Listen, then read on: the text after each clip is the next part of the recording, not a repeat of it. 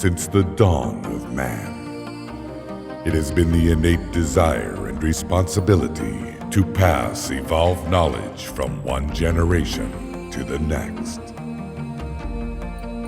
From the earliest cave drawings to Egyptian hieroglyphics, from hidden scrolls and leather-bound books to microchips, never has a generation passed where leaders of the era did not set out on the quest to teach their students of tomorrow.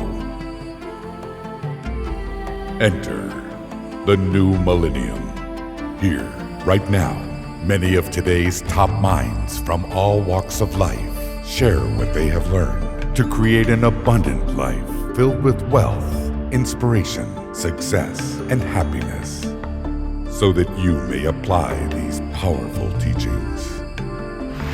From government leaders to athletes, from motivators to movie stars, this is the chance of our lifetime to gain practical insights from one of the most dynamic, inspirational, and diverse group of modern-day heroes.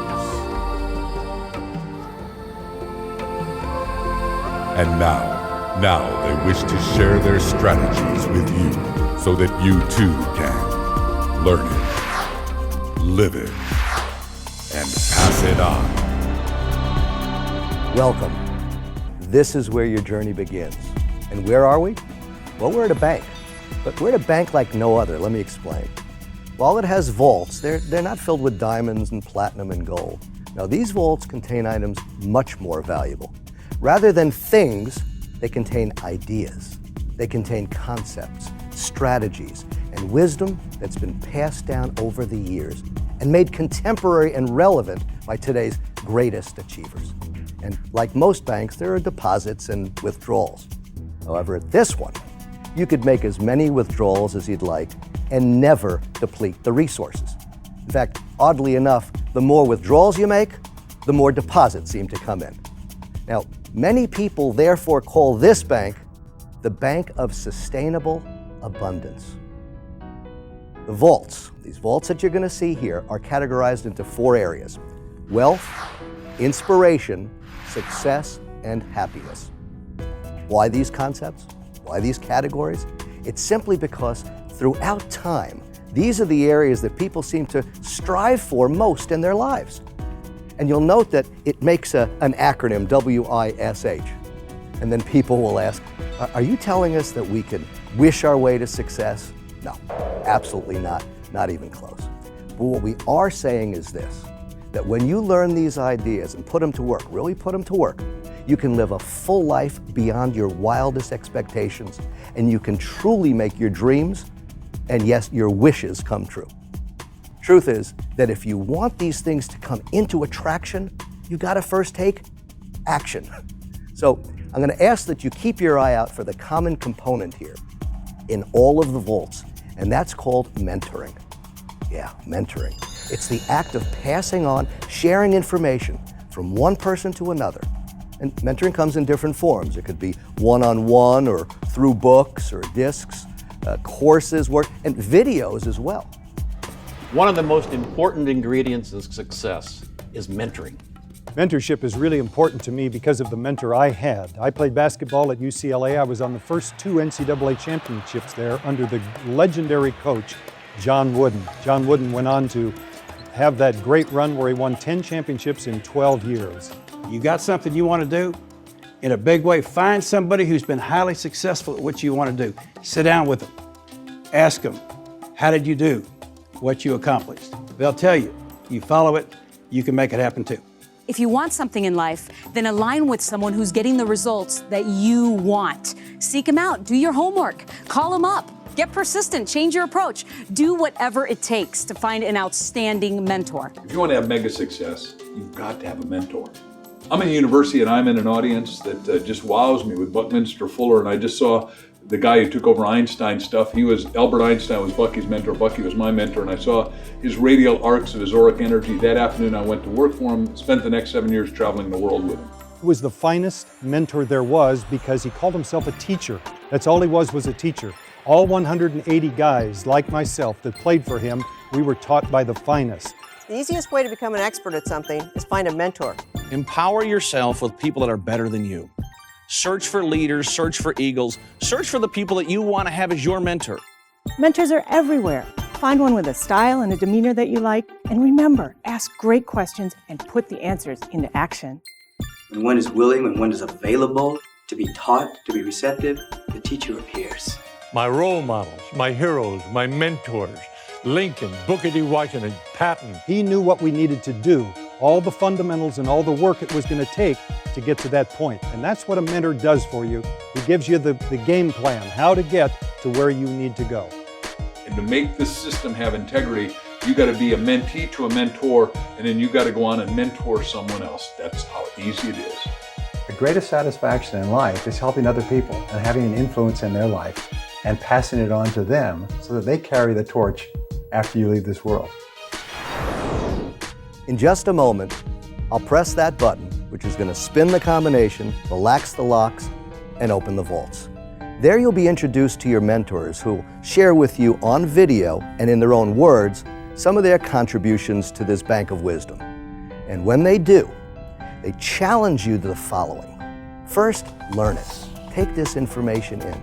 Ideas are going to spring forth like you're drinking from a fire hose. It's going to come fast and furious, and that's what you want. Next, live it. Put these ideas to work and really live a big life. And then, like the mentors you're about to meet, pass it on.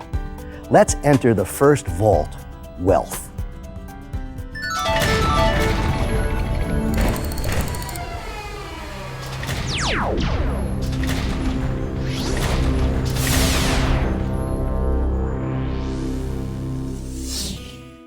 You are in the vault of wealth.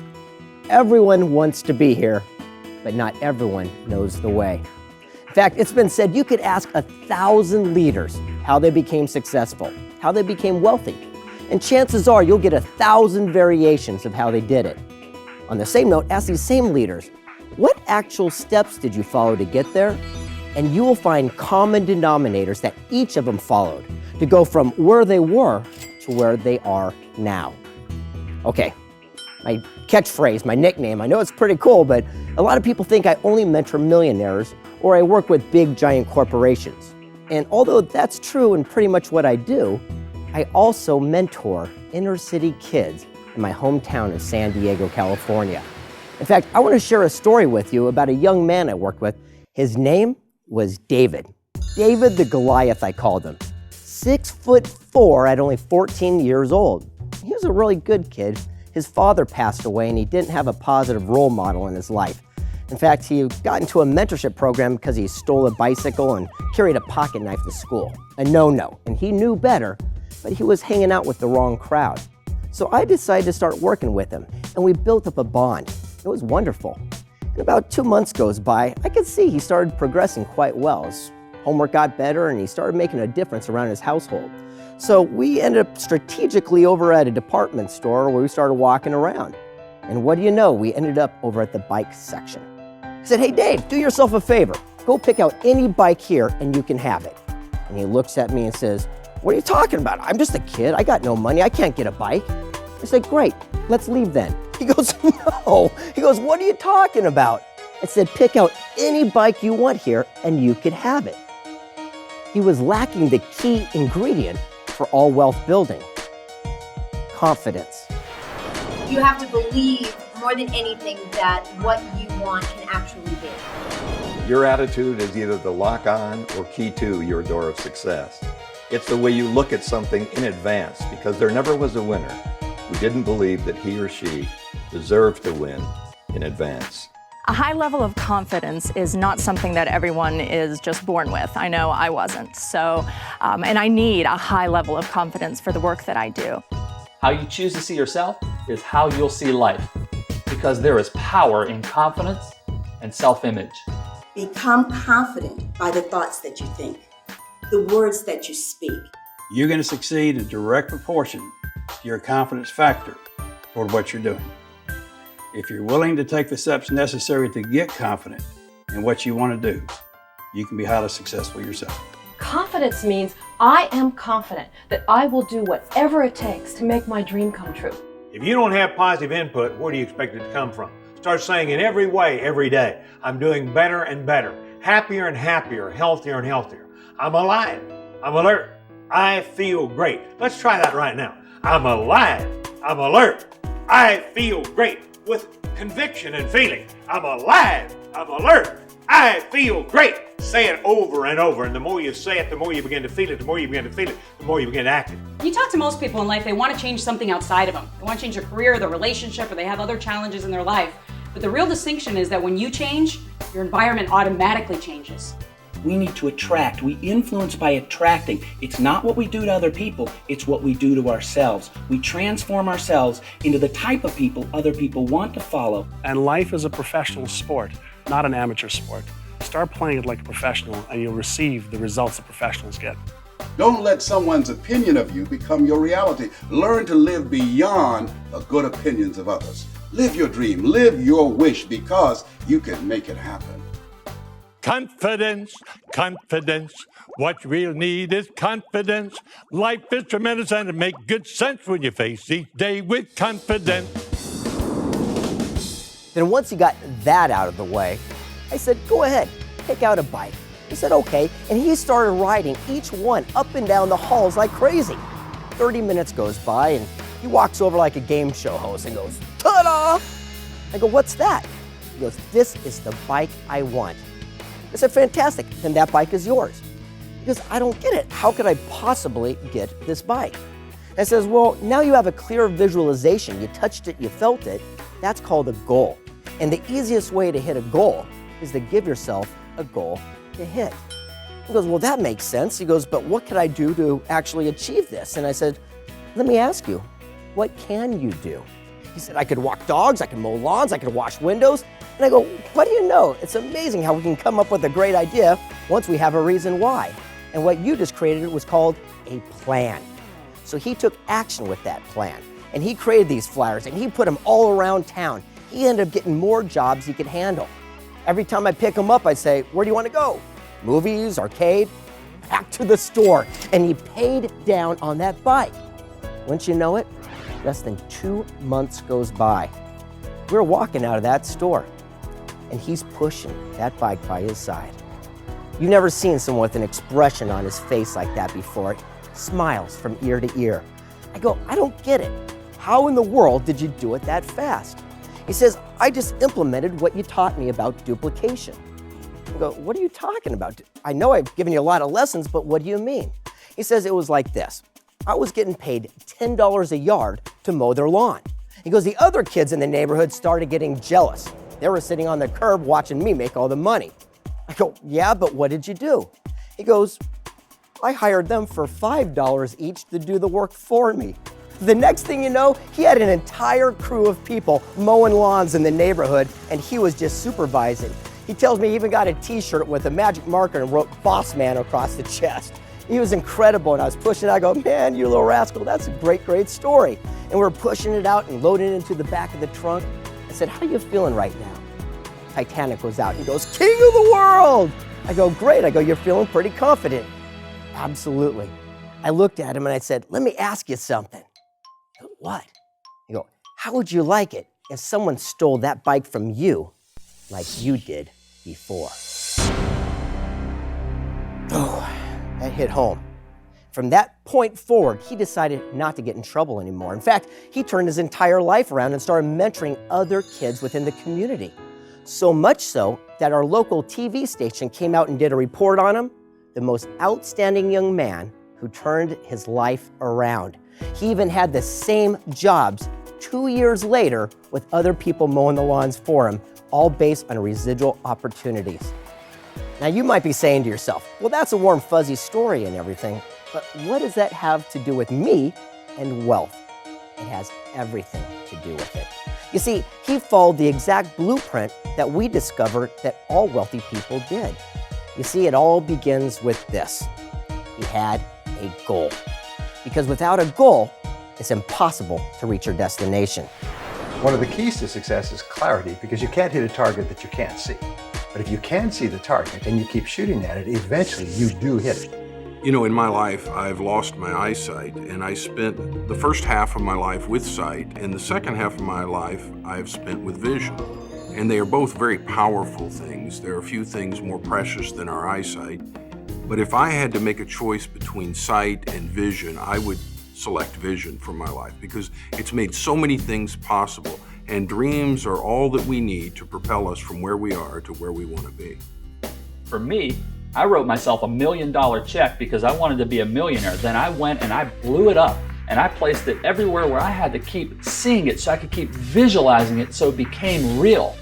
Visualization was a key strategy that had been given to me, and I finally decided to do exactly what they said. Visualization to me is a daydream with intent. But somewhere along the way, we forgot how to dream. We lost it. We lost the very thing that we knew how to do that manifested what we wanted. First, you must envision what it is that you're committed to manifest. Whatever that is, whether it's a new car or a new house, maybe you're expanding your business or attracting that relationship of your dreams. You can't say just, I want to lose some weight, I want to make more money, I want a better job. What you say is I want to make a specific amount of money, I want to lose a specific amount of weight, I want to be in this position, or I want to start this company. Deciding what it is with absolute clarity. Specificity rules the world. It's numbers, it's how much, it's how long, it's when. You got to put it in concrete so that your mind can get a hold of it, because the mind is the most incredible biocomputer ever created. And it doesn't deal in vague, it deals in specific. Okay, now once you have a goal, what's the next step?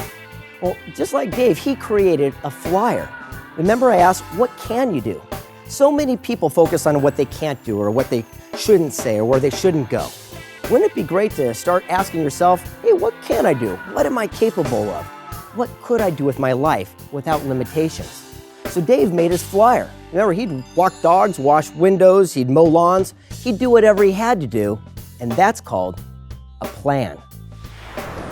A goal without a plan is just a dream. You know, in the airline industry, no plane ever takes off without a flight plan, without a destination in mind.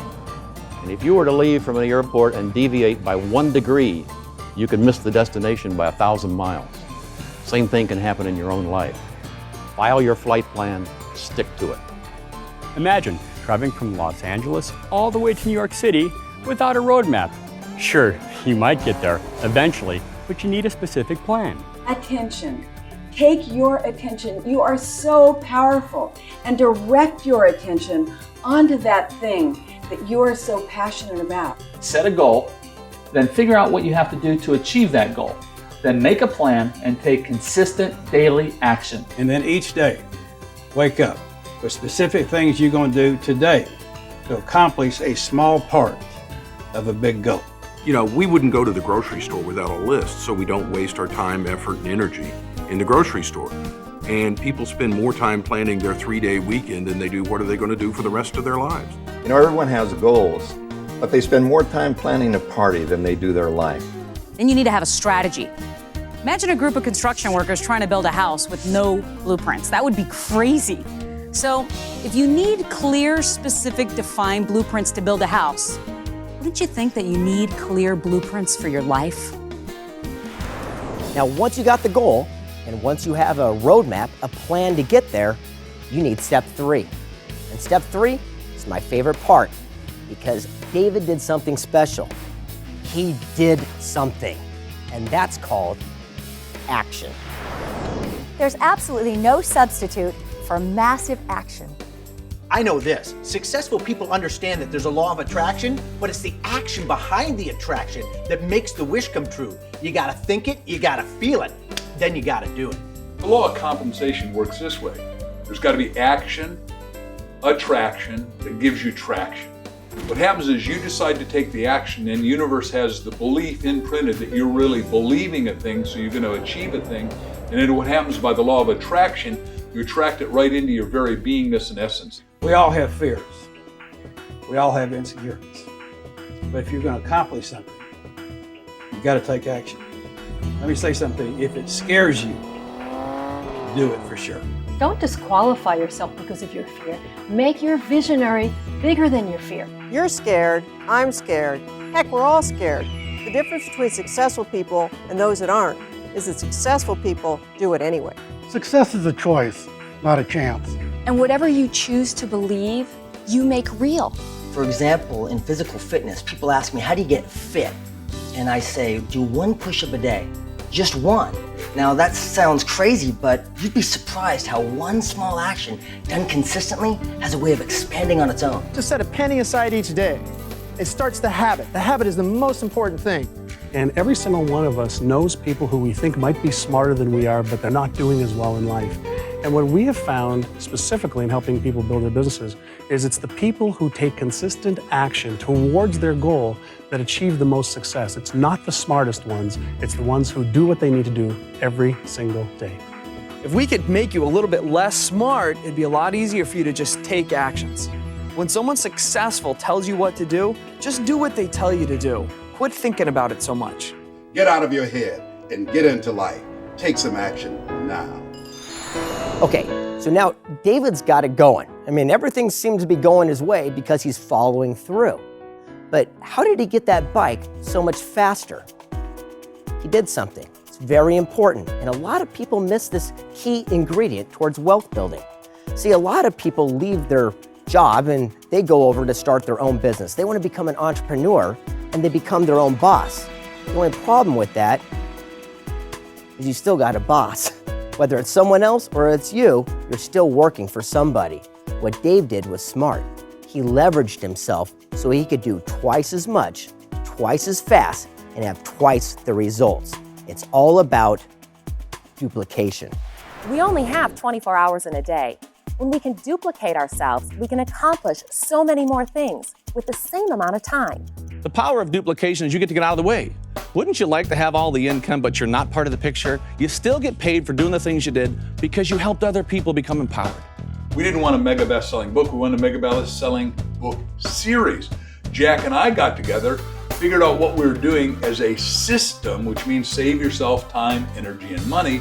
Then we did the system so well, we had other co-authors to help do books. Now we've got 147 books, and we're en route to 220 books very quickly. I was about to give a speech somewhere, and they asked me to talk about my income. And as I was preparing for it, I realized I do not have one single source of income where I'm the only person who makes money. One of the best things you can do to create flow into your life and create wealth is to partner with other people. Then you make money, they make money. And once we started selling, we sold a few to get the momentum going. We sold them from seminars, so we multiplied ourselves instead of 1-on-1, 1-on-10, 1-on-200, 1-on-2,000, 1-on-20,000. And then we got other authors to do that. Then we got to do it on media, and we got to do it in a multiplicity of different ways. So we've now duplicated ourselves, so there's 144 million books. Wealthy people understand the power of duplication. It's working smarter, not harder. 2 years go by. And Channel 10, remember they came out and did a segment on him, the most outstanding kid who turned his life around? He still had those same positions he started years earlier, and he still had the young people working those positions. You know what the best part is? No matter what Dave was doing, he was still getting paid by their efforts, and that's called residual. Residual income to me is like planting a seed once, but eating the fruit for the rest of your life. Why do you want residual income? Because think about it for a second. Wouldn't you like to do something one time and do it right so you can get paid for the rest of your life? Most people go through life doing what they have to do just to make that check every week. That's not what it's about. You want to get multiple streams of residual income so you have the choice. Kind of interesting, one day I woke up to realize that I was living in a welfare mindset. What's a welfare mindset? Paycheck to paycheck to paycheck. Even though I own my own company, I was president of my own company, I'm like going, I've got to keep doing what I'm doing or I don't get paid. I said that I was going to save 10% of everything that I made, and with every job, I was going to buy myself a really cool present. And then as time goes on, my savings is growing, that 10%. I then took that and invested it and continued to buy myself presents. And now I've got money that goes into savings, goes into my investments, it starts coming back around, and I get really cool presents. You need to have passive income so that you can have freedom to do whatever it is that you love passionately. Simply put, residual income is doing something once and then getting paid for it over and over again. And then I realized that there was another way to live life, and that was the wealth mindset. What's the difference? It's called residual income and leverage of time, energy, effort, people, and money. And what happens is it'll go out as wave propagation and it'll come back to you as sustainable, perpetual, residual income, which is the best kind of income there is. And the final puzzle piece in this vault of wealth comes down to this final principle. I love this. You see, Dave understood something. Sure, he wanted that bike, he wanted that goal, but he surrounded himself with other people and helped them. You see, the other young men and women in the neighborhood, they were mowing the lawns for the $5, and they were working for their goal, their bicycles, their dreams. So at the end of the day, it comes down to this. To get what you want, help others get what they want first. Greg, that was beautiful. That's what it's all about. Could you give us an example of that in real life? Yes, actually, let me tell you a little story about someone that I surround myself with. His name was Jack. He's one of my greatest mentors I've ever had in my life. And I'm sure you know him. Do you know Jack? If you don't, then you don't know Jack. I'm Jack. You see, like a lot of leaders, I started my own business and I was having a tough time. And across the hall, I shared this business park with these people I called the grumpy old men. I wasn't that grumpy. But the leader of this group, he was a special man. I love this guy. And I figured he really was important because he did something that was incredible. He was president of something called the Distinguished Flying Cross Society. That's right. If you ever flew a mission in the war and you did some heroic deed, you got this award of honor. An honor it truly was. And the person who held it all together, his name was Jack. And one day I went across the hall, I said, Jack, I got a question for you. I'm having a tough time in business and I want to see if you could help me. And he looks at me and says, yeah, young man, come back tomorrow at 1 o'clock. I'm going to take you out to lunch and I'm going to teach you how to become a self-made multimillionaire. I go, what? And he goes, come back tomorrow, I'll explain. Fine. I started leaving. You know me. I come back 2 minutes later, I go, Jack, I got to know, what were you, president? He goes, technically, yeah, you could call me president, CEO. But again, people just call me Jack. So we took something that was a small little idea and grew it into something very large. When you come back tomorrow, I'm going to show you how you could do it too. I said, thanks, Jack. I'm really looking forward to it and I appreciate it. So I left the building. I come back 15 minutes later. I go, Jack, I got to know. What were you president? What were you CEO? He was down on the ground fumbling through some papers and he looks up at me and goes, have you ever heard of Velcro? I'm like, wow, I really want to learn from this guy. The next day we go to lunch. But here's the true key element towards a life of sustained abundance. And I said, what is that? He looks at me and he said, mentoring your way to millions. He said, remember that old saying that says, treat people the way that you want to be treated? I go, yeah. He goes, that's a lie. Treat people the way they want to be treated. Treat people the way that they want to be treated. Because everyone's got different goals. Everyone's got different dreams. But if you can help them achieve what they are, you can have anything you want in return. So, wow, that makes a lot of sense to me. So I'm going to go back and implement it today. Every day I'd come into the office, there'd be a line of people waiting to get in. Do you know why? They weren't working for me any longer. They were working for their goal, their dream. And what do you know? Sales doubled, then they tripled, and I ended up getting everything that I wanted in return. So the key element to true wealth, to get what you want, help others get what they want first.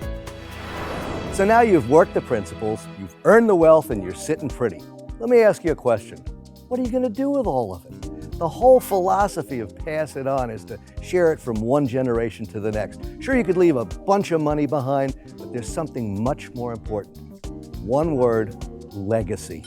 I guarantee you that right now in your head, you have an idea for a poem, a song, a book, a play, a movie, even the next great invention. And here's the question. What are you doing with it? Could you imagine unlocking the vault containing all the great leaders who've had great ideas, people like Edison and Alexander Graham Bell and Ford and Jonas Salk? Now, what you're about to explore right now is the exact same sequence of events that they followed to take their idea from their head to the marketplace. Get ready. Here comes the vault of inspiration.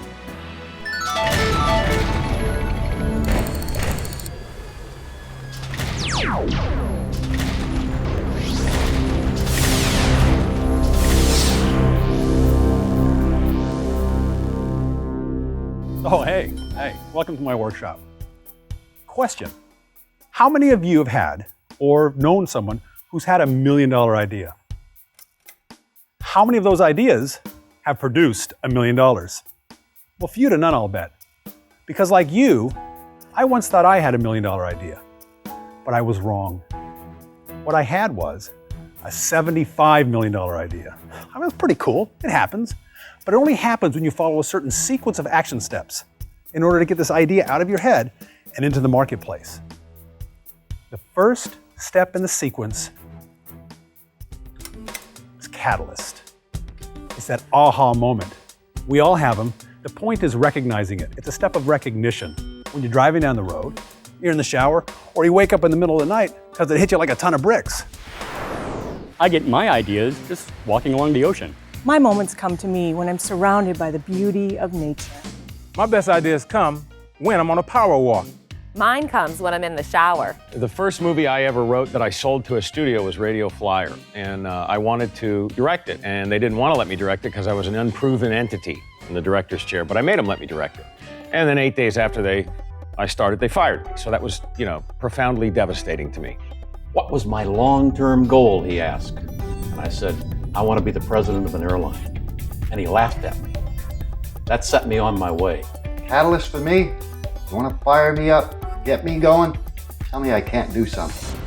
By the time I got home from the set that day, I walked into my office at home and went to my computer and I said, I'm going to write a movie that is contained, that I can shoot in a limited number of locations on a limited budget that I know they won't be able to say no to with regard to me directing it. And I didn't know what it was. I knew I wanted to do that, but I didn't know what the story was or what I was going to write about. And I sat down and literally got the aha moment, which was a kid goes over a wall and he's got to get a ball back. And there's a big scary dog back there. My aha moment was really as a result of a disturbance to my body. My body became completely disabled, and at that point I thought, what is it that I need to be listening to? My aha of all aha moments was when I went bankrupt. Luckily, I'd sold my way through college. I had one little tape called Are You the Cause or Are You the Effect by the Dean of Speakers, Cabot Robert.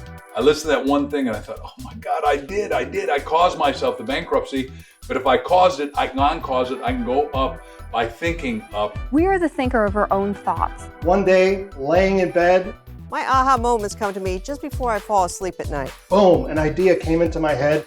Which story came from my childhood, which was a bad incident where my little brother went over a fence and there was literally a dog over that fence named Hercules.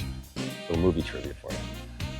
And it bit him bad on the leg. So I endeavored to make that a heroic story and sort of change the past and write it the way that I wanted it to happen.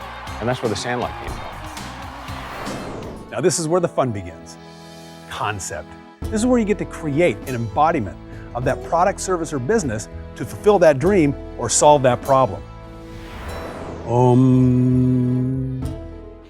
The law of attraction is a great law. And yes, by being in the right vibration and by using your mind properly, you can attract a lot of things. However, there's some corollary laws that you have to understand. One of which is one of the other great laws, is called the law of time or the law of gestation. And we know, for example, that your ideas, your thoughts are seeds. Just like a carrot seed takes about 70 days to go from seed to a carrot, your thoughts and your ideas take time. And so we've got to be patient and let the law of time or law of gestation work with us as we're using the law of attraction. You have to remember that your mind is an extremely fertile seedbed. Whatever you sow into it, that's the harvest you're eventually going to reap. If you carry hurt, offense, stuff from the past, unforgiveness, resentment, and so forth, you find those are the things that you start attracting into your life. So protect the seedbed, sow some good stuff in there, and you'll get a great harvest. Invest in yourself. The universe knows that you're interested, and it rushes to you with an inspired thought that will change your life. There's an old rule, it says called the 90-10 rule. It says the first 10% of time that you spend being absolutely clear about those things is going to save you 90% of the time in achieving your results. And what do you think people do that have ideas that are successful? They take the time to plan. They take the concept and they ask themselves, what do I need to do from a legal perspective? What do I need to do from a financial perspective? What do I need to do from a sales or a marketing perspective and a management perspective? They do their research to find out whether their idea has got validity and whether that they can sell their idea to people in the marketplace. And then and only then should they take their time and their money and invest it in really fermenting that idea and making something out of it. Now, what better way, well, in fact, what other way to get your product, service, or business to the marketplace, but to effectively communicate that idea? The trick here is to fully immerse yourself in the creation of that concept. And then when you fully own it, then you can give it away because it's yours. The quality of your results and the quality of your life is directly proportionate to the quality of your communication. Not only your communication with other people, but most importantly, your communication with yourself. It's important to communicate with yourself before you can effectively communicate with others. Someone said to me the other day, is it required that you take your children to Walmart to beat them? Some people act like that, don't they? No, I told you, get out of there. You want me to take you out of the parking lot, whoop you? If you don't love your children, how do you expect them to love themselves? Say encouraging, positive things to your children, to your spouse, to your associates, to your friends, your family, yourself. Be careful about how you talk to yourself. I'm happy, I'm healthy, I'm terrific. Instead of, oh boy, that makes me mad. Oh, that upsets me. That makes my back hurt. Let's try it right now. I'm happy, I'm healthy, I'm terrific. Come on, you can do better than that. I'm happy, I'm healthy, I'm terrific. Repeat it over and over, day after day after day until you begin to believe it. Speak that thought. Positive words become positive things. Every word we speak is powerfully charged with positive or negative energy. No neutral ground, positive or negative. We've got to start listening to what language we're speaking because we're either speaking ourselves into positive results or negative results. And again, the choice is up to you. Your commitment to clear communication will show up in every area of your life. Now that we've done all this communicating with ourselves, it's time to get your idea out there and find like-minded people who will buy into your dream. Rapport is power. Rapport is a relationship of total responsiveness with another human being. And when you can get to that level, when you can have two-way dialogue and two-way communication, that's when magic happens. I find that the best thing that happens on a set working with anyone is when we listen to each other and we really take each other in. That I recognize that you're there and I'm here and we're two beings who are creating something together and we're listening and we're cooperating. You ever had this situation happen where maybe you thought of somebody and you haven't talked to that person for months or even years and suddenly that person calls you out of the blue? Or in today's world, maybe you're emailing somebody or you're texting somebody and before you can hit send on that text, suddenly you receive a text from that same person. That's when you have the essence of rapport. You're in direct relation. You're able to send that vibration out to them and for them to reciprocate it back to you. Commitment. This is where the business begins because this is your due diligence. This shows your determination so that when you go to others to help fulfill your dream, they know you're on track and they're willing to put all their efforts behind it. Commitment. You have to stick with it. All right, no matter how many walls you keep bumping into, remember one thing. One day you will find that door. Go on through it. Everybody in life has goals and dreams, but only a few people actually pursue them. And the critical skill for success is self-discipline. If you're truly committed to what you want, then you have the ability to force yourself, to make yourself do what you should do, when you should do it, whether you feel like it or not. And if you can do that, you can conquer the world. If you're 100% committed to what you're doing, you can win. You can succeed. You can overcome any obstacle. If you're 99% committed, it's just a matter of time before you fail. You've got to commit. When it comes to commitment, it comes down to this. When it comes to success, you always pay full price and you always pay in advance. Those first 24 to 36 months are everything in building your business. If you're not going to commit the 24 to 36 months, then don't start. You're better off not to start at all. But if you're going to do it every day like it counts. When I was younger, people told me, you're not going to be a worldwide executive, you're not going to fly around the world, and you're not going to do this. Can't never kid. Guess what? I kept going. I kept fighting. I hit a lot of humps in the road, but I kept going and going and going. And then I flew home and showed him my jet. It was fun. Sometimes when people see successful people, they think, oh, they've always had that. But let me tell you about my career. There were points in my career where I was saying to myself, just give it one more week, just one more week. You might even be in a place where you're saying, just one more day, make one more sales call, do one more thing. If you keep at it and you show tenacity and persistence, you will become successful. You have to have a no matter what attitude, that if times get tough, so be it. If it's hard, then do it hard. And if you have that kind of no matter what, no excuse is acceptable attitude, that will empower you to snatch victory from the jaws of defeat. I love that. But you know what else I love? I love capital. Yeah, I love financial capital. But whenever I've chased money, and this may be real to you, I've never been able to find it. Closing a deal, money flows. So the idea is to look at capital as money, of course, but you got to look at the other side of it, human capital. Look at the influence and leverage of other people you know. Utilize those resources and everybody wins, because no great thing ever manifested as a result of any one person.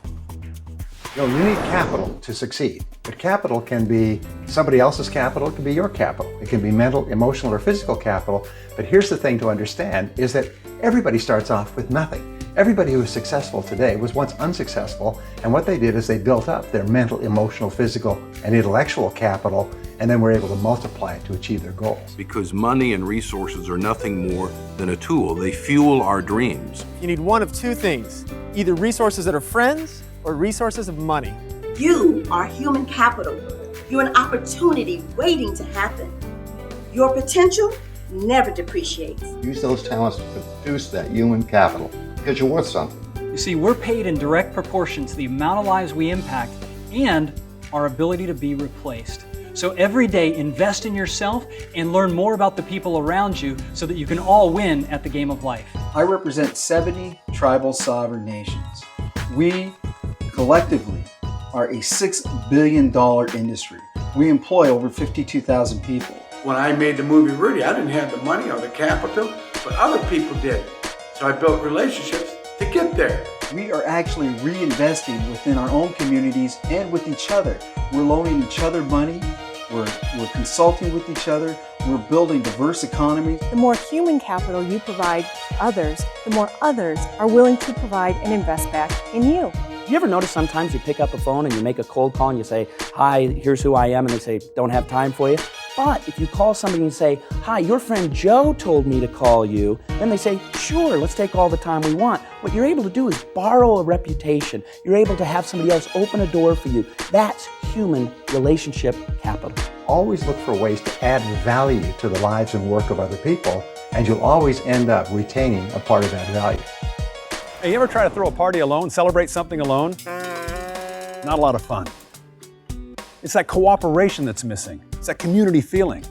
Well, sure, I tinker in my shop alone, and I've got great statistics for product placement, but none of it happens in a vacuum. You've got to create this cooperative effort in order to make your vision a reality. Do you realize there's power in cooperation? Let me share something with you. One goose can fly 75% further in formation with other geese than they can ever fly by themselves. Find somebody that you can work with and make things happen. Andrew Carnegie taught me a long time ago, surround yourself with people who can do all the things you can't do, and hire people that are better than you. Every one of us is gifted with things that we love to do, and we find other things really difficult, but other people may find those things easy. So again, hire people who play at things you have to work at, and you will achieve magical success in your business and your life. Having a good candidate is important, but more important than having a good candidate is to have a good speechwriter, to have a good planner, to have a good director, to have people who know how to put the whole program together to give you a successful outcome on election day. In life, in business, one of the greatest lessons that you can learn is to look at those around you, find out what their strengths and assets are, and leverage those. And everyone has a different talent. You have a talent, I have a talent, but when we work together, 1 + 1 = 11, not 2. Synergy is the ability to take the sum of the parts and put them together and make a team that is unbeatable. Teamwork is essential in all elements, and it doesn't necessarily mean it has to be a team of people. It could be a team of resources, it could be a team of anything that supports your primary purpose. When I was the CEO of Southwest Airlines, we focused on 3 major areas: vision, What business are you really in? And then develop a culture to support it. And the key component was higher attitudes. Teach them the skills. Higher attitudes. Teach them the skills. If you work with people, if you can find people that you can cooperate with, that creates a synergy, and that synergy creates momentum. And people who learn how to cooperate are willing to do the things today others won't do in order to have the things tomorrow others won't have. Thank you for that sequence. You know, Scott, I'm known for reminding people that they're either green and growing or ripe and rotting, and they're never standing still. Well, our guests here today, they're here because they're committed to growing themselves and adding to their value. Could you help them out by sharing another example of the sequence in action? Sure, Dave. Let me tell you a story about a friend of mine, Stephen E. He created the book series, Wake Up, Live the Life You Love. It all started one morning when the strangest thing happened. He woke to a voice, and the voice said, "Write a book." Well, understandably, he was excited and inspired, and he couldn't get back to sleep. So he got up and called everyone he knew and asked if they would help with his vision. Well, a few weeks went by. He threw a party, had all his friends come over and contribute a story to help get his book written. Well, after a few months, what do you know? He published his book. Well, at least now you see he had something to present to the marketplace. He went out to the local bookstores and asked if they would carry his book. Well, I remember it, like it was yesterday. He was devastated. They turned him down flat. As he tells me, he was turned down hundreds of times. Well, he didn't give up. See, he believed in his dream. He woke up, kept showing up and following up. Well, it was a good thing he did, because see, that was a couple of years ago. And today, he's got 20 books on the market, with most of them being Barnes & Noble bestsellers, with authors like Les Brown, Brian Tracy, and Dennis Waitley. Isn't it time to get inspired and live the life you love? This is great. So as you can see, he followed that important sequence of action steps to bring that idea from out of his head into the marketplace. Excellent. Now that's a great replicable system. And what a wonderful example of the power of commitment. Commitment is the heart of everything. Commitment, that word is so sacred we shouldn't even say it. Because see, in life, there comes a time you can't go on. You can't go on. But you know when you grow, you don't grow when you can't go on. You grow when you won't give up.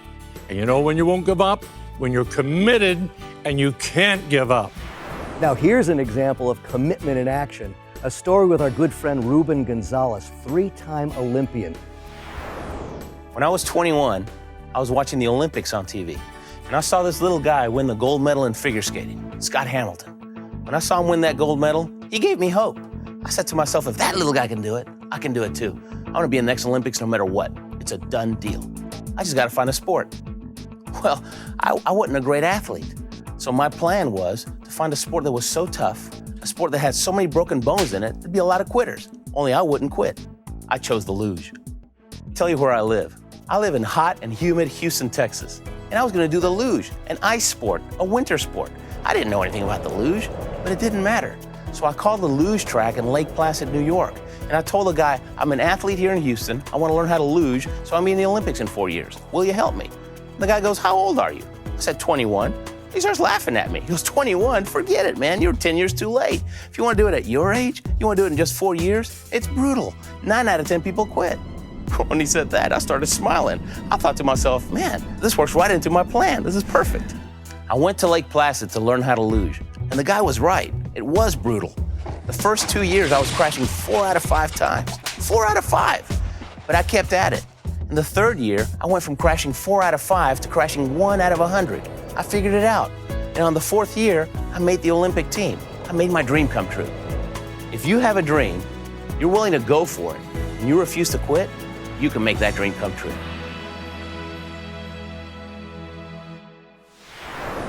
Commitment and success. And it takes us right where we want to be, the vault of success. Inside is a code. Just may change your life. See, chances are your entire life you've heard people say, find your major definite purpose or live your purpose. What you don't often hear are the specifics on how to actually find that purpose. Well, check this out.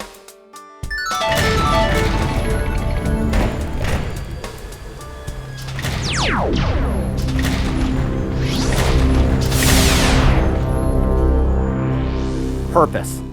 Look, we're all put on this spinning rock for a reason greater than ourselves. And while we're here, it's our mission to find out what that purpose is. You've just entered the vault of success. And success, defined by us and all the other great leaders, is simple. It's living your life in pursuit of what that mission is.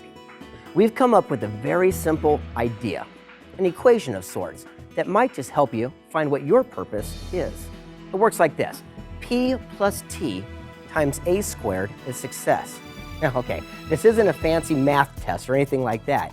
It's just an equation that, when actually applied by action, you too can help separate yourself from the 95% who just dream of success to that top 5% who actually achieve it.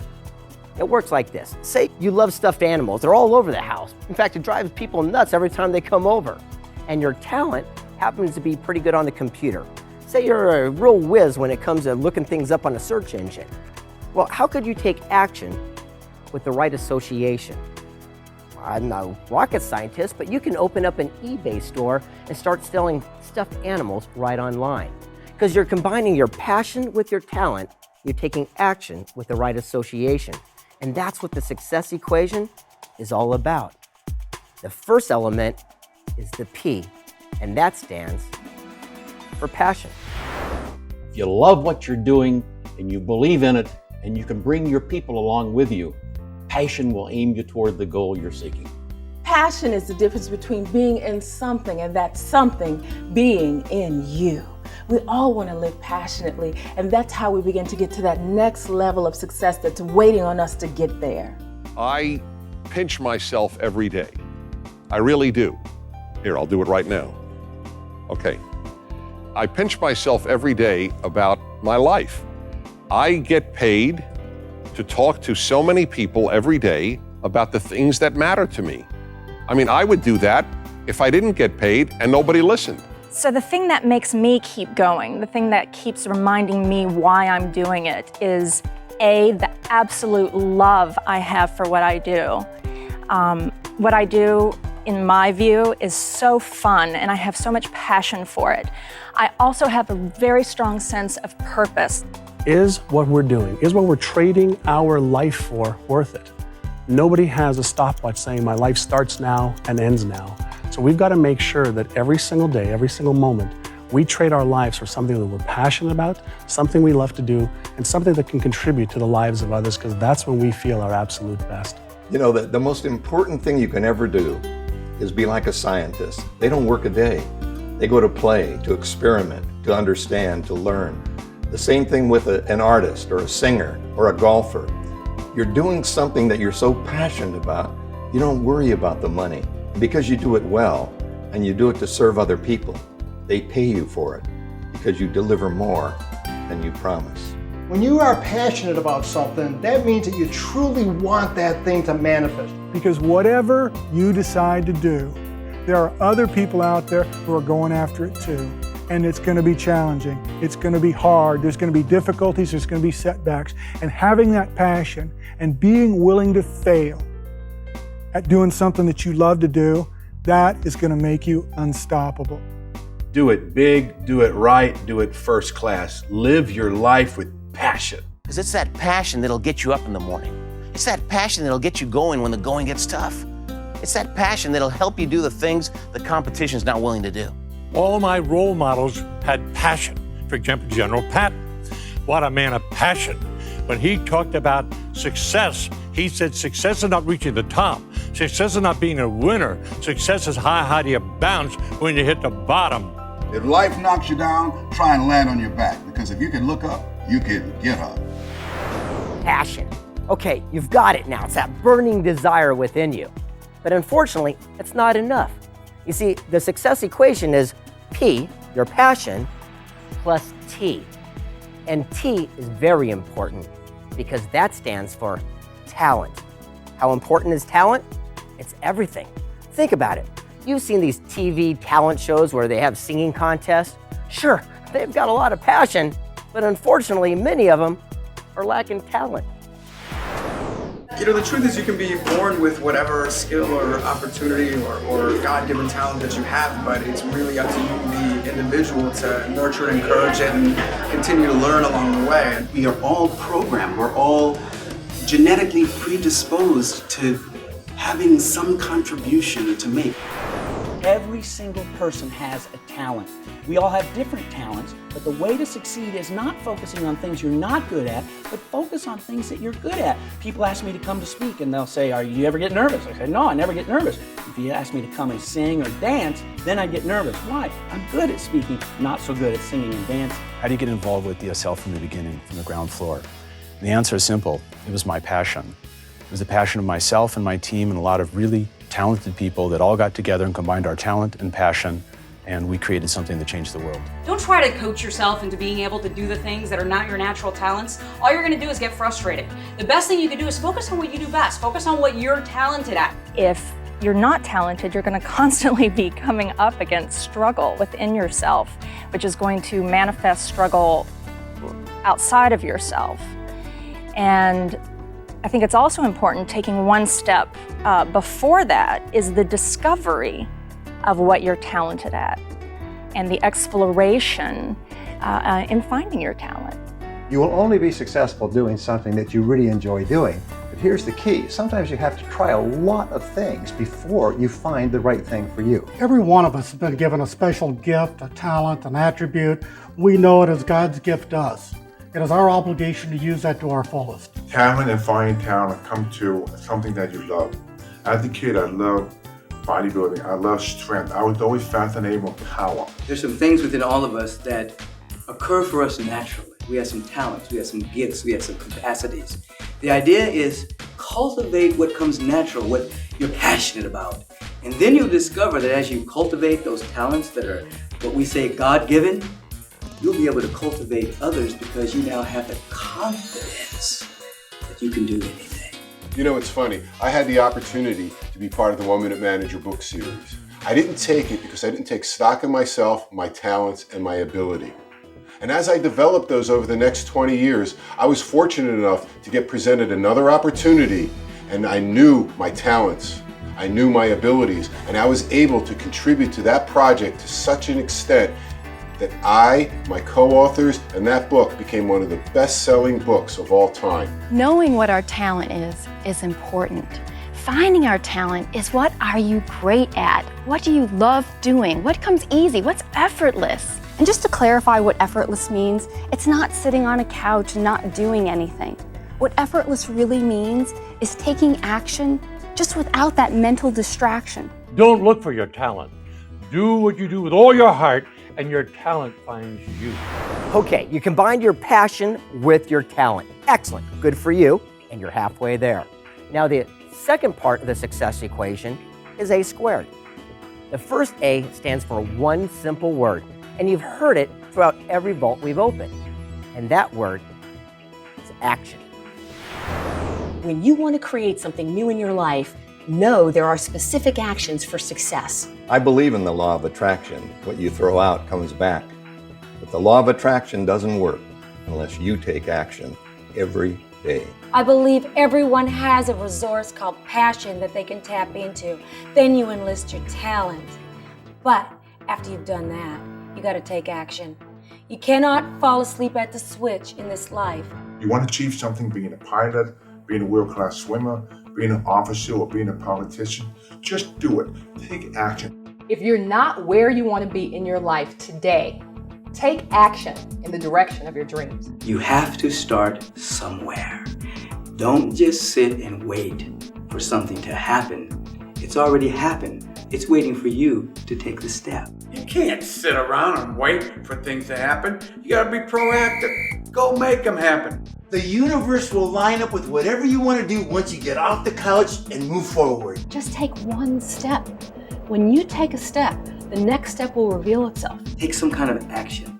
Even if that action is symbolic, do something that lets the universe know that you're serious about manifesting and turning this inspiration into right action. Ralph Waldo Emerson says, every act is its own reward. You take the action, what I'm saying is you get paid down line. When I started my speaking business, I knocked on 10 doors and one said yes. Then I got good and I got 2 out of 10, then 3 out of 10. Pretty soon you get 10 out of 10, and the danger is you stop taking the action. You don't knock on any more doors because you say, I'm so cool, I don't need to do it.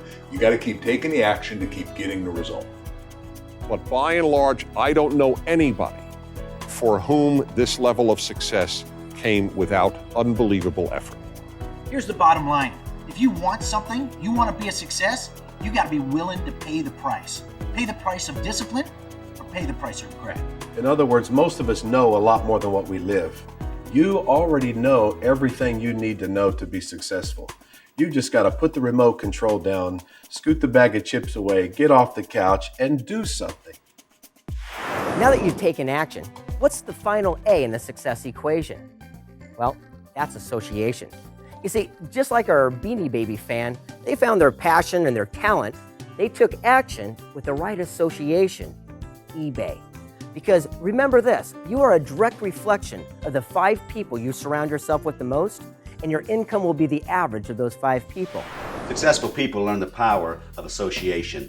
If you'll associate with people who are even more successful than yourself, it will enhance everything you do. I think the right connections are very important, but those of us who came up without the right connections can take a lot of hope from the fact that we create our own connections. So you can go meet anybody you want to meet, and the most successful people I find to be the most available. You're known by the friends you keep. What kind of people do you associate with? What kind of thoughts do you put into your mind? If you hang around the people who are always filled with anxiety and frustration, that's what you'll experience. If you hang around winners, people who are happy and enthusiastic, happiness and enthusiasm are contagious. You'll catch them, and you will show that in the way you conduct yourself in life. Who are you hanging around with? You want to hang around people you have respect for, not people you have influence over. I can tell an individual where they're going by who they're hanging out with. Whenever you choose a friend, you're basically biting a chunk of your own destiny. So the idea is, if you begin to know where you're going, look around and begin to associate with people who are walking in that direction. Most important that you do surround yourself with the best, because that way you get the best people and the best result. I'd rather be a member of an all-star team than be a solo star. If you're doing something by yourself, you ain't doing nothing, honey. You have to have a team. But it's not a me thing, it's a we thing. Pass it on and share it with everybody. One last word on association. What's the use of having all these great people together if you don't put it to work? We suggest a mastermind group. What's that? Well, that's when you get 5 like-minded people together and you compare thoughts, ideas, strengths, and goals. You know what they call it when you get 5 people together that think negative thoughts? We call that a landmine group. You are the same today you'll be in 5 years. Get what you think. The people you meet and the books you read. Hang around thinkers, you'll be a better thinker. Hang around workers, you'll be a better worker. Hang around givers, you'll be a better giver. Hang around a bunch of thumb-sucking, complaining, griping boneheads, and you will be a better thumb-sucking, complaining, griping bonehead. In other words, your income in the next 5 years will be the average of your 5 closest friends. Do this. Grab a pen and a paper. Write down your 5 closest friends. Write down what you think they make. Total it up and average it out. You may find, like I did, I needed some new friends. If we're in a situation where we've just learned something, we've been to a class, we've just accelerated, we've just brought something new into our life, we take it back to the people that we're with. What can happen is they may try to pull you back. You may take new action, have new strategies, they may try to pull you back. Not because they don't love you, because they don't want to lose you. Find the 5 most successful people you know, call them up, ask them to spend some time together. Make that call. The reason most people fail is they don't make that call. If you want true success, surround yourself with champions. Every day it'll make a difference by spending the time with the people that know where you want to go, and if they care, you'll know. You weren't born knowing everything. If you want to get there fast, use a mastermind. Successful people think big. They're always focusing on the what if, how are we going to make it happen? They're focusing on the dream. When you surround yourself with successful people, you'll start thinking big. And then, the sky's the limit. One simple reason, and there are many, but one simple one, happy people attract people into their lives. Unhappy people do not. Exponentially increase your thoughts and your energy. That's the power power of a mastermind group. When you want to grow, when you want to develop, when you want more, the key is to get around the people that are doing the things that you want to do. You want to be in shape, you got to be around the people that are working out, that are in shape.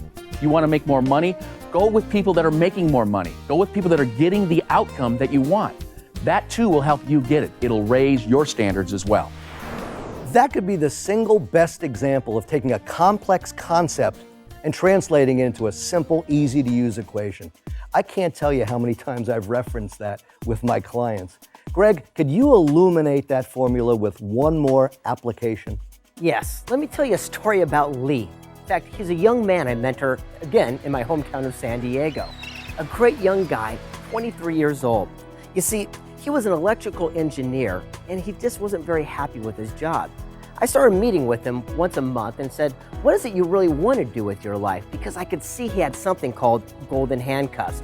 Golden handcuffs is where he made too much money, he couldn't afford to leave, so he was trapped to his desk.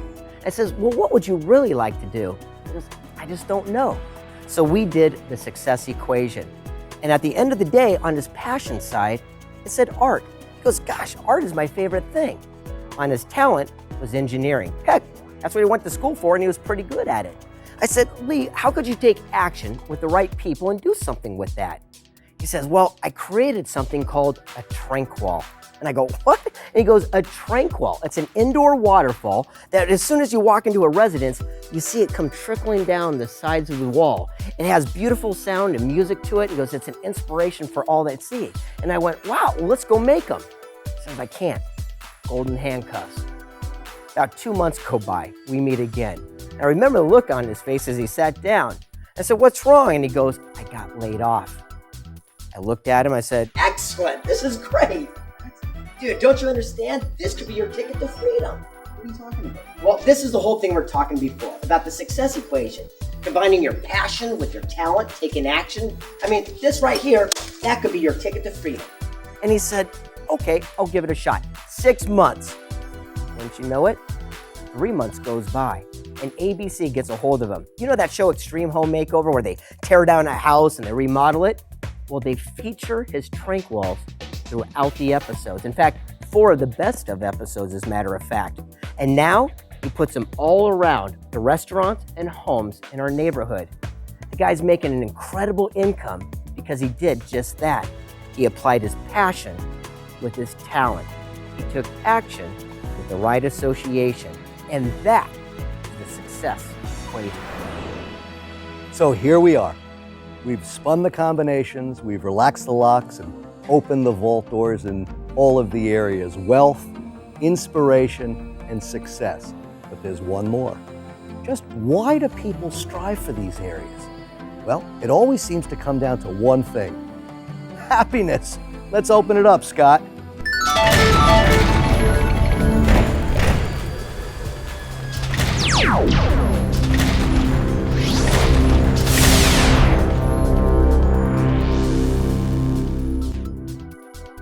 Welcome to the Vault of Happiness. Now, the big question seems to be, is there really a roadmap or a blueprint to living a happy, fulfilled life? Well, fortunately, the answer is yes. It all starts with gratitude. Unfortunately, we seem to get caught up in the one size. Oh, I'll be grateful and live a grateful life once I get a new job, once I find a new relationship, once I get a raise. But the truth is, once we're grateful not just for what we have in our lives, but who we have in our lives, the journey begins. The best place to start is from a state of gratitude. By being grateful for things you have in your life, you're able to now enhance that and attract more things to be grateful for.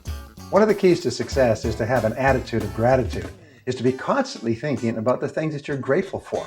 Because when you think about the things you're grateful for, first of all, you're a happy person. The reality is that gratitude has power in it, because as you have a grateful heart, you draw more of the same to yourself. Gratitude is the antithesis of envy. If we are expressing envy in any way, shape, or form, we are automatically putting repulsive vibrations out there into the universe. But the moment we are grateful for what we have and can bless others that have what we're looking for, we create an instant magnetism in the universe and attract those possibilities to us. Most of the time when we think about being grateful, we think about just being grateful in our own mind.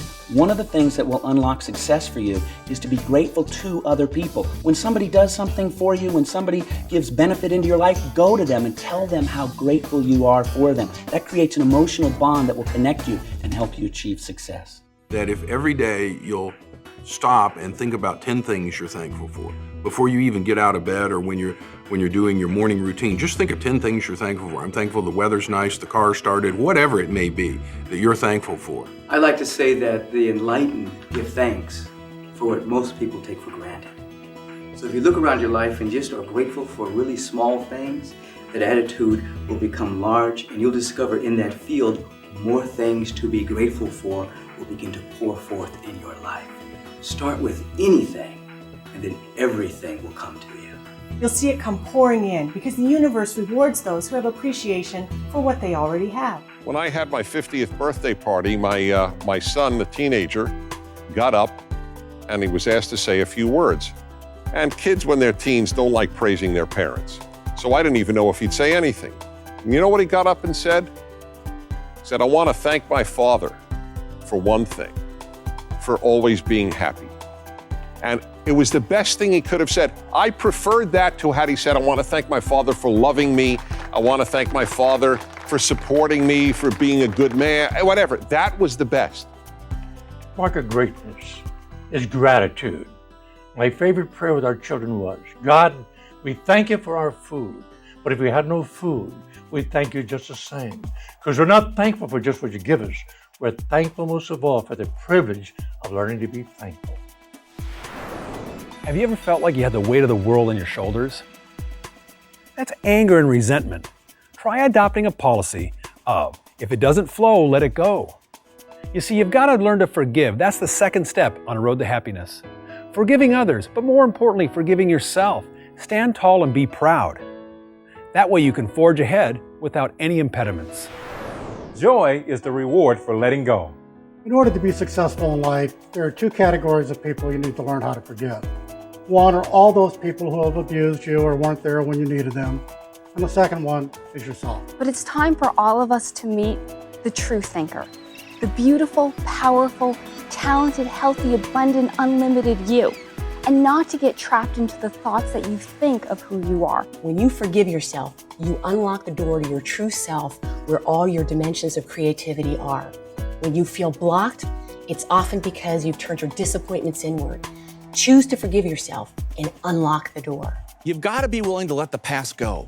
Have you ever tried carrying 10 old boys on your back because you try to have success for them? What happens is you fail with them. You see, you can't get where you're going if you're always focused on where you've been.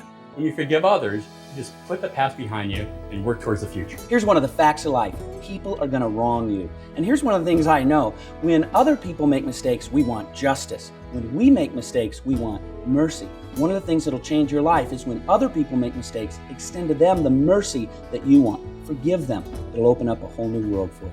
You have to look for the good in every situation. That's what I have found. I have found that athletes only get better with struggle. People only get better with struggle. A fighter only gets to become a better fighter when his opponent is just as good or even better than him.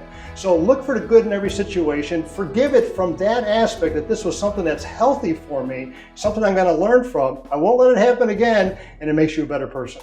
When it comes to forgiveness, don't walk through life carrying around a cancerous poison in your life. Forgive, and that's the first thing that you'll experience from other people. Happiness begins with forgiveness. Forgiveness of self and forgiveness of others.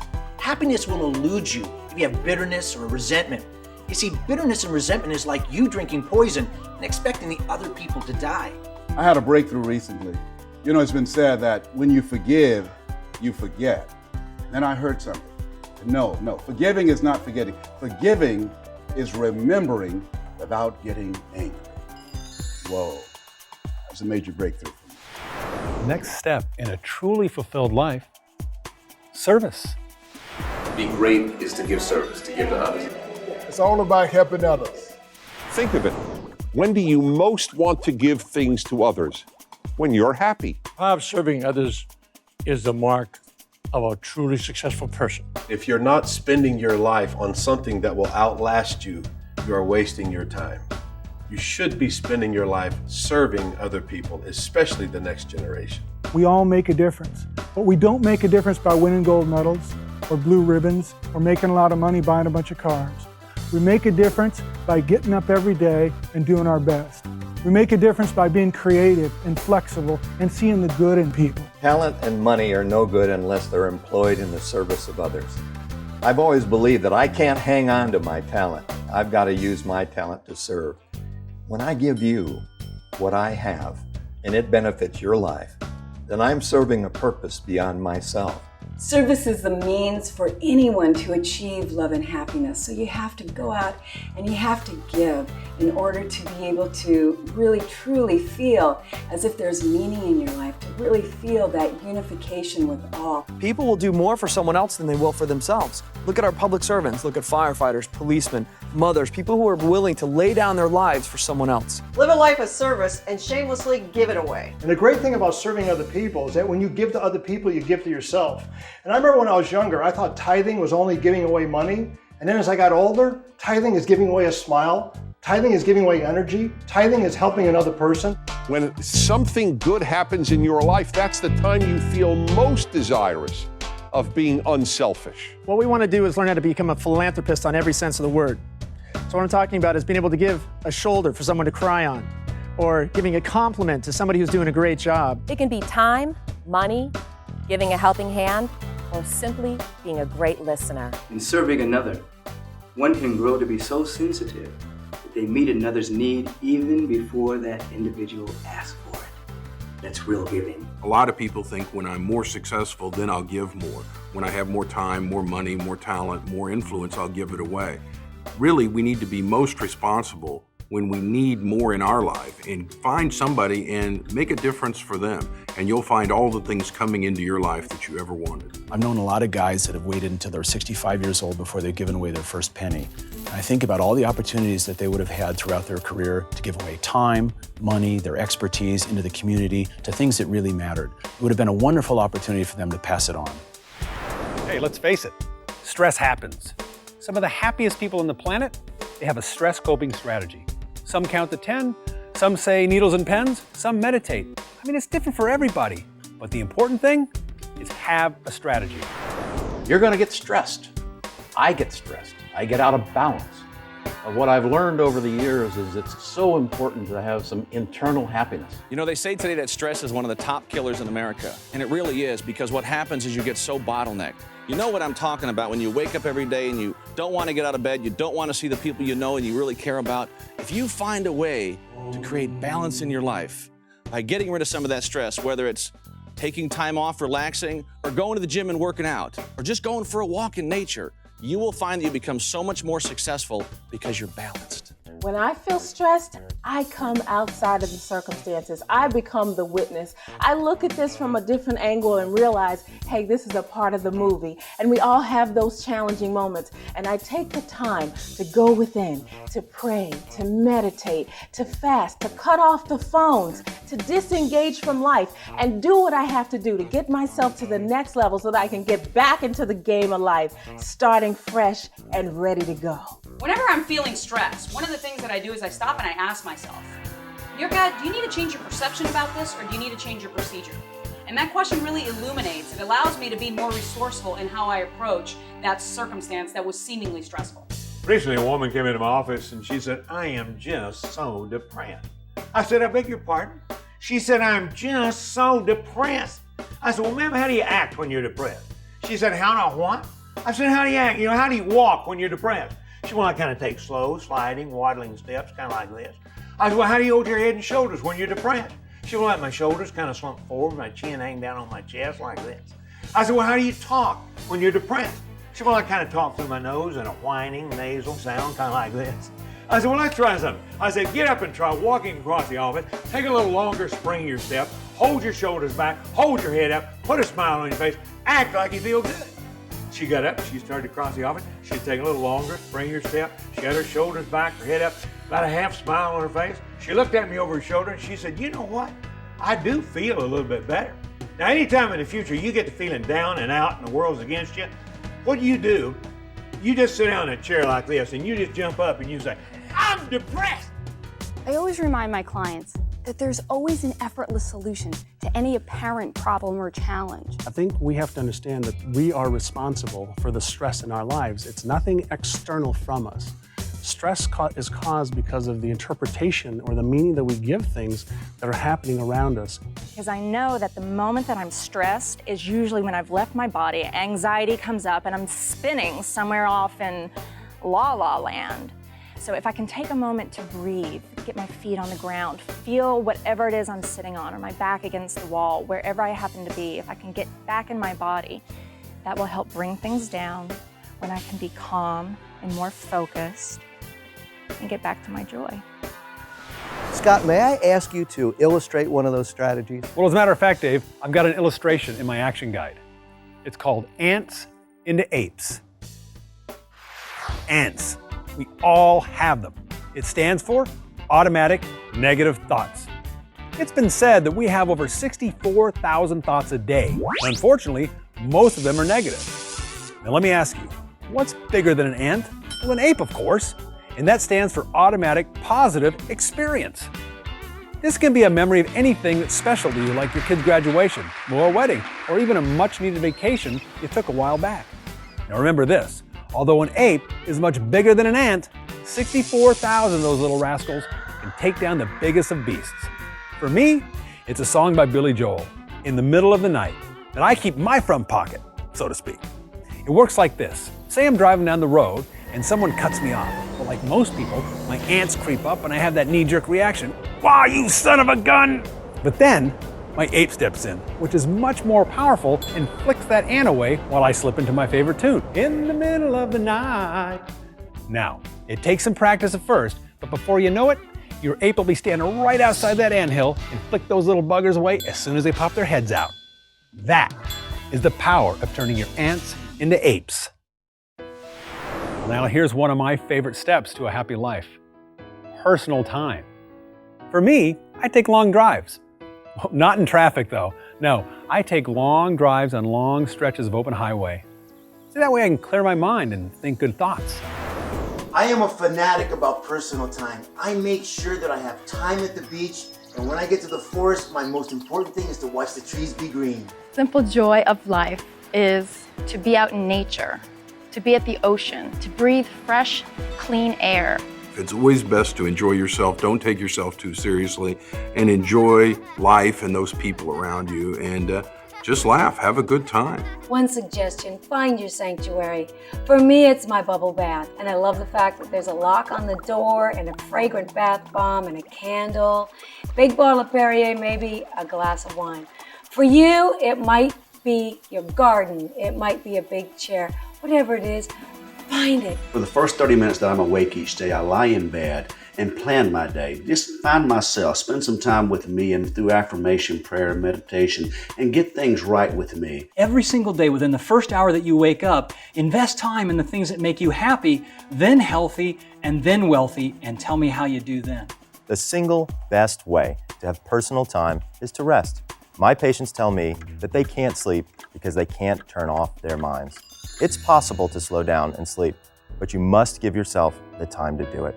People are always saying, I don't have enough time to exercise. I say we all have enough time to exercise. We just have to have the commitment. I speak to tens of thousands of people and hundreds of airplane rides a year. And I find the time to exercise because I'm committed to a healthy lifestyle. You can't pull anything out of an empty bag. You've got to pour into yourself to make sure that you're not mentally, emotionally, and spiritually malnourished. So take care of yourself. You are your greatest commodity. The last step in the last vault is simple and easy. Smile. One of the most simple gifts I can give that gives me great pleasure in giving, and I know people enjoy receiving, is a smile.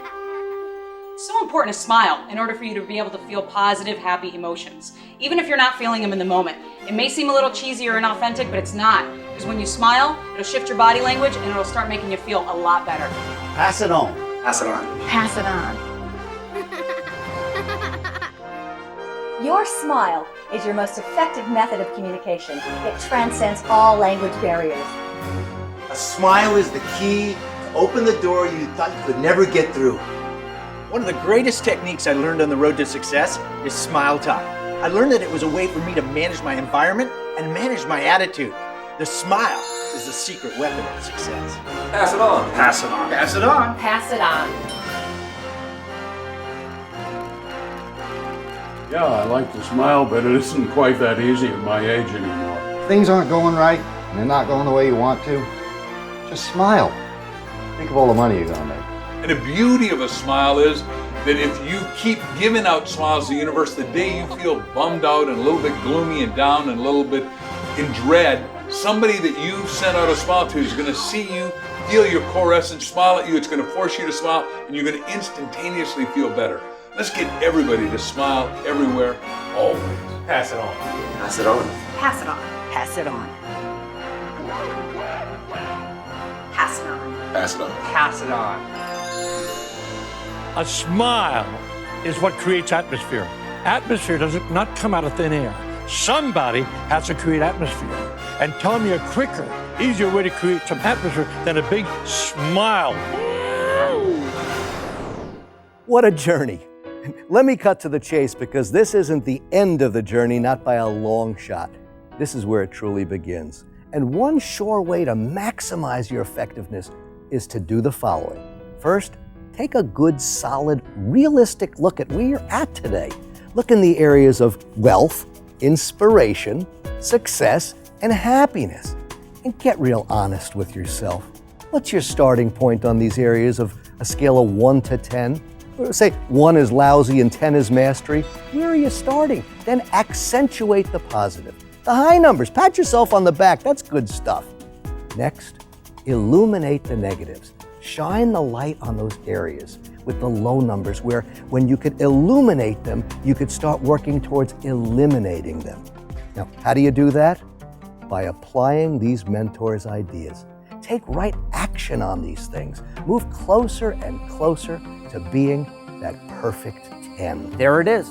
Our journey has taken us through 4 vaults filled with mentors and inspirational leaders, where they've shared openly, in their own words, some of their wisdom for living a life of sustained abundance. And now, together, we challenge you to learn it, live it, and pass it on.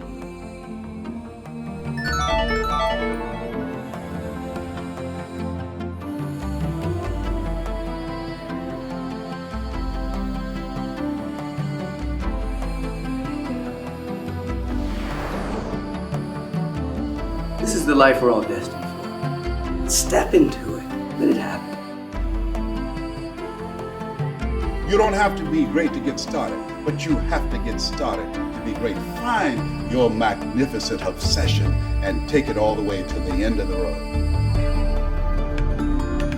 The greatest thrill in life is to take your success and your happiness and pass it on.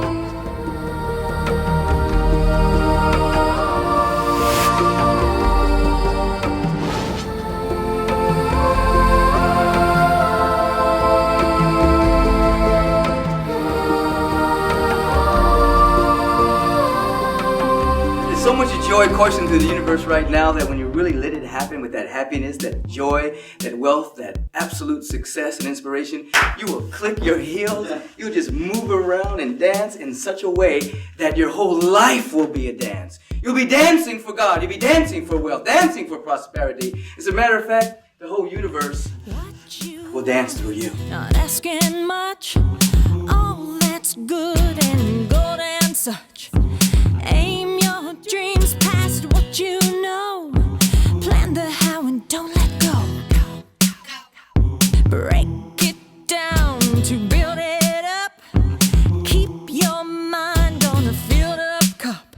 Don't keep the flow into yourself. Gotta pass it on to someone else. Wish it good, wish it now, wish it good. Wish it wow, make a wish, wish it now. Stay the course for up and down. Keep it going round and round. Find someone to help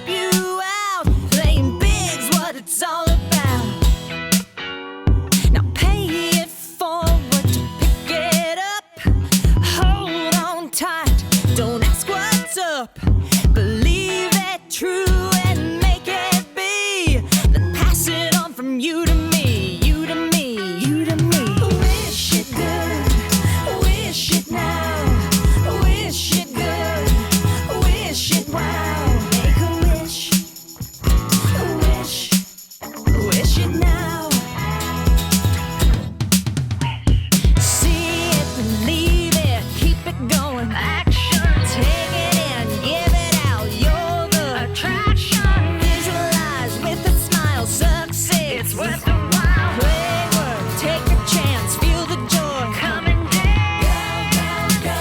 Not just a fad, it's here to stay. A movement made for life today. Grab your groove and get it on.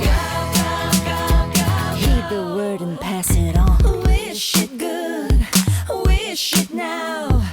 Wish it good, wish it wow. Make a wish, wish it now. Just around the corner, there's a rainbow in the sky.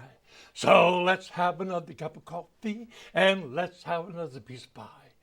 Trouble just a bubble and the clouds will soon roll by. So let's have another cup of coffee and let's have another piece of pie. Wish it good, wish it now. Wish it good, wish it wow. Make a wish, wish it now.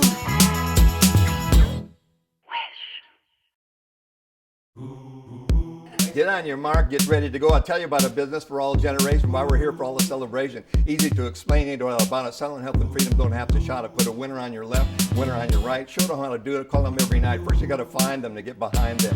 It ain't funny you wanna make some money. What do you wanna do is get rich doing good, making people healthy, doing things they should. Don't deny the good life's what you wanna score. It's not about the money, but I'm tired of being poor. If I live to be 100 just like Bob Hope, I wanna be rich, I ain't no dope. So get back to the store and stock up on the tools so you can tell the story, not look like a fool. Remember what I told you and put it in your pitch. The stuff will make you healthy, but you'll also get rich.